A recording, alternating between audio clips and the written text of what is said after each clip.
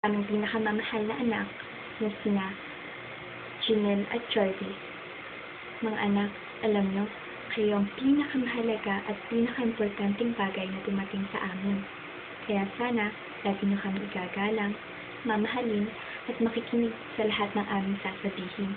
Dahil ang mga sinasabi namin ay para sa ikagaganda at ikabubuti ng inyong buhay. Kaya kahit minsan na nakakagalitan namin kayo, ay huwag naman sanang sumama ang inyong loob. Dahil ginagawa namin iyon upang maitama namin ang inyong mga pagkakamali, upang lumaki kayo ng isang magalang, mabuti, responsable, at higit sa lahat, taong may takot sa Diyos. Huwag kayong magmamadali sa buhay, dahil lahat ng bagay ay mayroong tamang panahon. Alam niyo na kung anong ibig ko sabihin.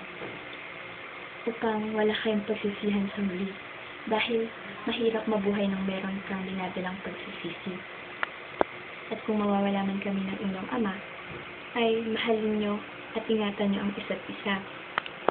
At mga anak, Janelle at Jarvis, sana ay isinapuso nyo itong aking mga sinabi, dahil ito ay para sa inyong kabubuti. Mahal na mahal namin kayo.